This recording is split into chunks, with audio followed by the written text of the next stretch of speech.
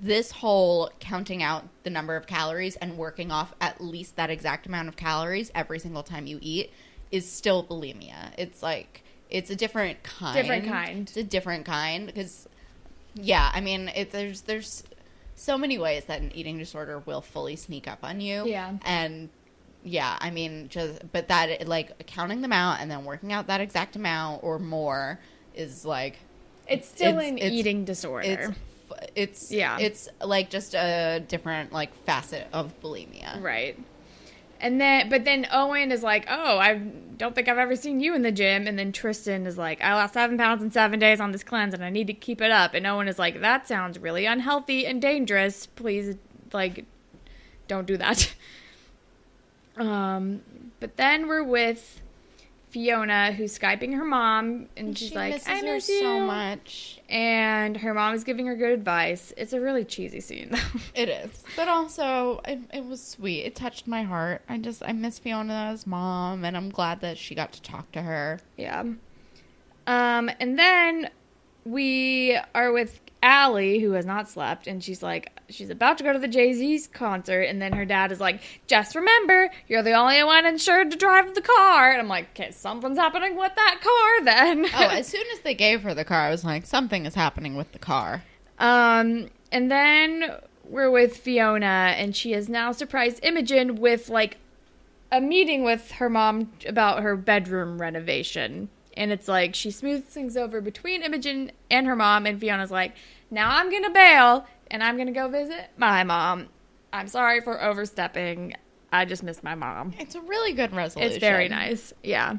She's going to New York for the weekend. Tied it in a neat little bow. Yup. And then it's solo yoga tutoring time, and Tristan is struggling immediately, and then he fucking collapses, and it's very scary. But then we're in the car on the way to the Jay-Z concert, and Dallas is like, man, I hope a special guest shows up, like Rihanna, it would be so cool. And then he says, I think he says Drake. He mentions Drake. Which is he's like, although I bet you'd love to see Drake or Kanye. Yeah. And I'm like, yes. And then Alli is like zoning out and falling asleep at the wheel, and then she literally falls asleep at the wheel, and then she crashes into a car, and it's scary. It is. And then we're at the hospital, and we find out that Tristan had a fucking heart attack. Which is kind of what I figured, because when he was doing Warrior, he was like clutching his arm, and then his heart, and then he collapsed. Yeah. And then Owen meets Tristan at the hospital, and he's like, Mom and Dad are on the way, but you had a heart attack. And he's like, I'm worried about you. If you want me to help you actually be healthy and develop a workout routine, I will, like, let's do that and not do whatever the fuck you were doing. It's very nice. As much as I hate Owen forever, and I hate the actor who plays Owen forever, I love when he and Tristan, like, come together on a thing, and he helps him, and he shows how much he cares for him. When he's, like, defending Tristan or taking care of Tristan, I'm like, oh, right. Yeah. Sometimes you're good. You're only good in this area. Pretty much. Most of the time. Some of the time. Not even all of the time. No. He's really good in a workout capacity, end of list. True. Because he helped Anya. Right. Oh my God. So if you're at the gym, Owen's your guy. Owen's your dude, but don't see him outside of that context. No. But then... Oh, and then he's like, and then, like, the hospital people bring in food, and he's like, eat something, and then Tristan tastes it, and it's like, it tastes like feet, and Owen's like, okay, and then he tastes it, and he's like, oh, yeah, you weren't kidding. I was like, yeah, this is bad. It's a funny moment. It's sweet. It's a lighthearted ending to a really sad thing. And then we're with Alli, and her dad shows up, and she's like, I'm sorry, I was on uppers, maybe I don't actually want a fast track. Blah, what's going on? It might be killing me, which is fair. Yeah. But also, I'm like, you have such a rare opportunity. Yeah, you work so hard. You worked already so hard. You're almost there. Yeah. Like, she's almost at the finish line. Yeah. And honestly, when she wasn't feeling all this pressure from Dave to be different, I think she was fine with this fast tracking. She was, like, doing her best and killing it. I don't know. I, like... always put your mental health first. Don't get me wrong. I don't want that to not be the takeaway, because that is truly how I feel. But also, she's so close. And I felt like she was totally fine until Dave got in her head. Yeah, until Dave was like, you just choose this over fun every time. And she's like, I want to have fun too. But it's like, no, you committed to like working hard at this and you've been doing really well. Don't let David get in your head and make you feel bad for not like do it. Like, you have as much fun as you can. Like, I don't know. I feel like he like fucked up all her priorities. He did. I'm mad at Dave. Yeah. It's Dave's fault. And she just needs to go to sleep. She does. She needs a nap. But that's the end of the episode. But Spirit Squad captain Dallas? Kind of. Like, he gave her the pills, but he's also like, don't do it the whole time. Yeah. So, I don't know. Dallas gray area. Owen gray area. Owen gray area. Everyone's a gray area. Spirit Squad captain. Ship. What was the C plot again? I literally already forgot. Fiona and Imogen. Oh, yeah. Again, gray area. Gray area. Is it weird that I'm shipping Dallas and Alli? I kind of am too. I feel like they're good together. I feel like they definitely work. They have good chemistry. Especially, he's like a hockey star, so he's got that popularity angle going for him. He's got the clout thing. Although I think that matters less to her, and he like respects her intellect and her hustle. True. He like respects her as a human, not as just like a hot person. Yeah. Yeah, I kind of am shipping them. I'm into it, you guys. Into it. I am here for it. All right. Well, Grapevine.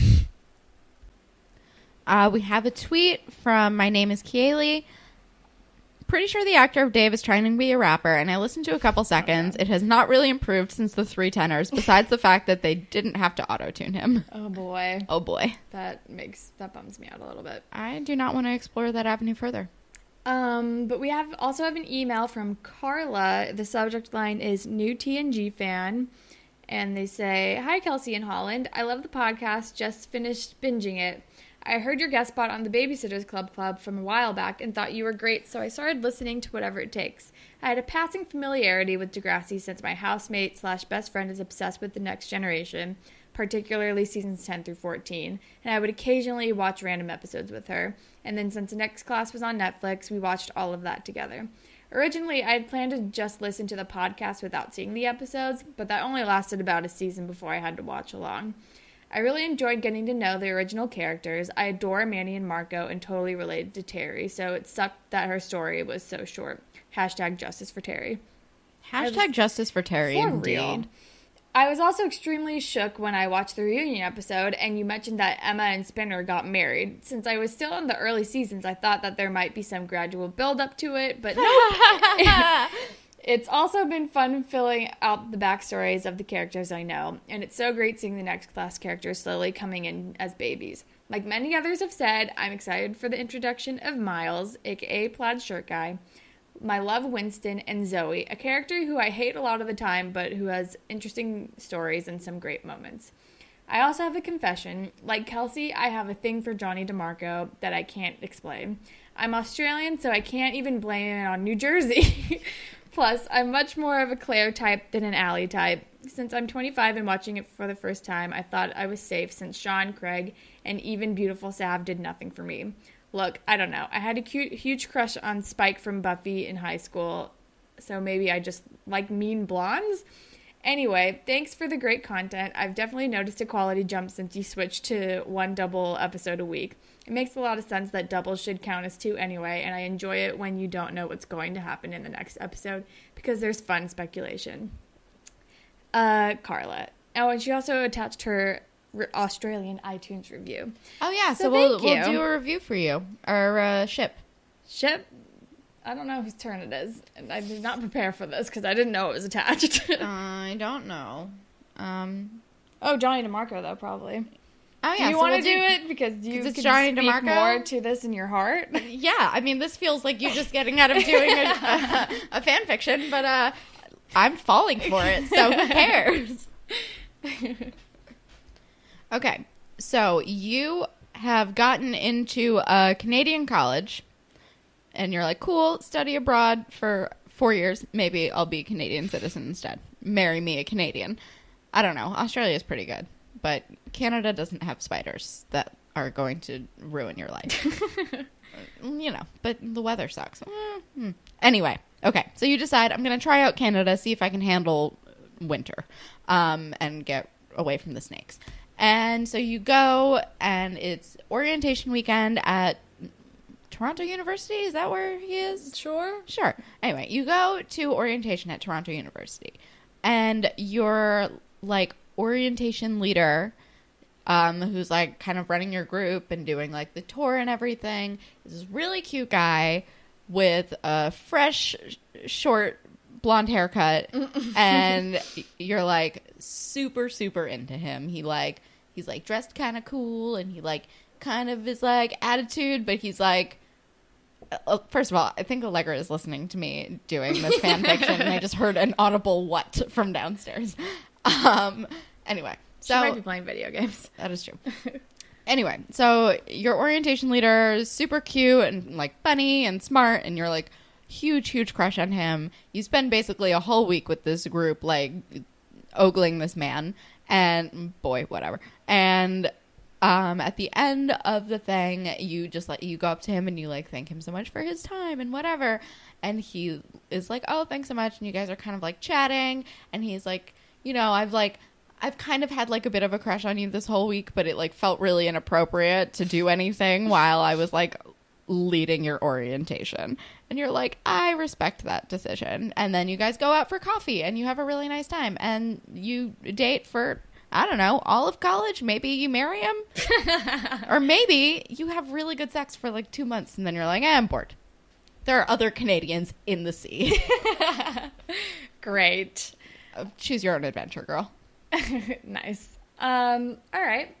Well, that is all the Grapevine that we have for today. If you would like to be featured on a future Grapevine segment, you can tweet at us at DeGrassiPod. We're on Instagram at DeGrassiPod. You can email us at whateverittakespodcast@gmail.com. You can listen to us pretty much anywhere. And if you're on Apple Podcasts, if you could rate, review, and subscribe, that'd be super cool. And if you leave a review, like Carla, you can get your own Degrassi-inspired fan fiction made up by us on the spot. They're sometimes good and sometimes not. Roll the dice. Also, much like Carla, if you are doing an iTunes review in another country, we cannot see it. So screenshot, send it to us. We'll love it. And if you would like to follow me on Instagram and Twitter, I am at HollandTacular. If you follow me on Instagram and Twitter, I'm at KelSucks with a Z at the end. And I don't know what I'm going to recommend for the people.